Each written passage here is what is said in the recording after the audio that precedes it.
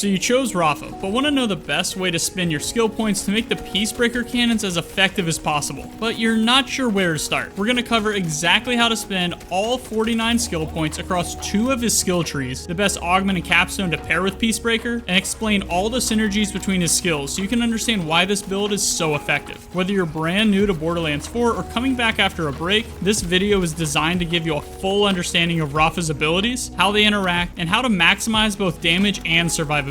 By the end, you'll see how every skill, reload, grenade, or kill feeds into a feedback loop that keeps Rafa in his most powerful state for as long as possible. This isn't just about throwing points into skills randomly. It's about understanding how the pieces work together to create a smooth, high output, sustainable DPS playstyle. Before we dive fully into Rafa's skill trees, it's important to understand his Overdrive trait, because it's central to how he plays. Overdrive is Rafa's Vault Hunter trait that activates whenever he uses an action skill, providing a temporary boost to his offensive power and mobility. While active, Overdrive enhances his combat effectiveness, allowing him to deal more damage and move faster, which makes him much more dangerous in sustained fights. Even when Overdrive isn't active, the trait subtly affects cooldowns, making it easier to chain skills and maintain momentum during combat. Essentially, Overdrive ties Rafa's action skill usage, combat efficiency, and mobility into a single fluid system that forms the backbone of his playstyle. Let's start with Peacebreaker, because this is the heart of Rafa's kit. The Peacebreaker cannons are his signature action skill. By default, they fire kinetic bullets, automatically targeting enemies in his crosshair and dealing consistent gun damage. Unlike traditional weapons, Rafa doesn't need to aim manually. The cannons provide a steady stream of fire, letting him focus on positioning, momentum, movement, and using other skills to enhance his combat efficiency. One of the cool things about the cannons is that their ammo and behavior can be adjusted. Rafa can detach the cannons to act as stationary turrets, swap their shots for lasers or explosive rockets, or customize them in other ways depending on the needs of the fight. This flexibility allows him to adapt to different combat scenarios, whether he's focusing on single target damage for a boss fight or clearing mobs of enemies with high area of effect damage. Now let's break down how the selected skills in the Peacebreaker tree enhance the cannons and his overall performance.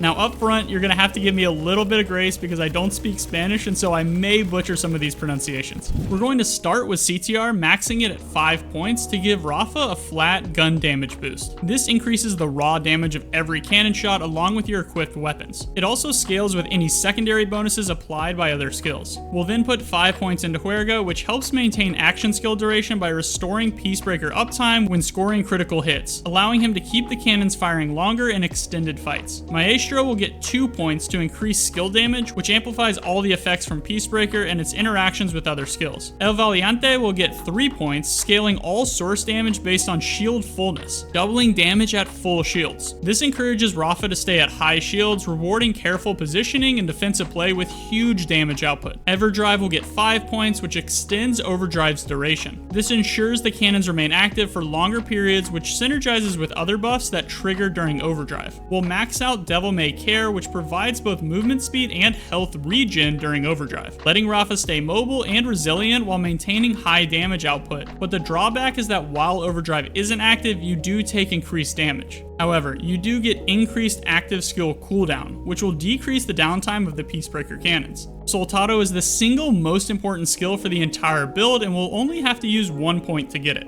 It's a kill skill that doubles all Overdrive bonuses after a kill and lasts 8 seconds, which is pretty long. It's going to allow you to chain together incredible damage output for a sustained period of time. For the augment, we're going to go with the Instafort battle system, which allows Rafa's Peacebreaker cannons to deal ordnance damage, and he gains increased ordnance damage while the cannons are active. This is perfect for high health enemies like bosses, as it'll make your rocket launchers or other ordnance hit harder. Pressing the action skill button while the cannons are active allow them to disconnect from Rafa and act as a turret companion, automatically firing at nearby enemies and occasionally launching grenades, copying whatever grenade you have equipped. Pressing the action skill again returns the cannons to Rafa's back, keeping him mobile and in control. The capstone, Volatile Hollow Points, converts the cannon's attacks into splash damage rockets, adding area of effect chaos, elemental effects, and opportunity opportunities for multiple skill synergies. Together, the Peacebreaker cannons, Instafort battle system, and volatile hollow points make Rafa incredibly versatile, capable of both sustained offense and defensive control, while maintaining maximum uptime of his action skill. Next up is the Apophis Lance tree, which focuses on cooldown, stacking mechanics, and utility, all designed to ensure Rafa can keep Peacebreaker active as much as possible. We still have 23 skill points available, allowing us to work through a majority of the skill tree, which will pay dividends once we get to Jack and Mate. We'll max out Rinse, giving us faster reloads, which is crucial because other skills feed off reloads to reduce action cooldown, like Preparato, which directly grants action skill cooldown per reload and can stack 100 times, making frequent reloading a critical part of Rafa's loop. Make sure to max this out. You could make this super powerful by using a weapon with a small mag, think a speed loader shotgun from Borderlands 3, to get the maximum benefit. Ariba gets 1 point, contributing to ordnance cooldown whenever Rafa gets kills. I like to put at least 1 point into whichever kill skills I can to get passive benefits, as I'll constantly be getting kills. Abajo will get 4 points, reducing cooldown whenever he throws a grenade,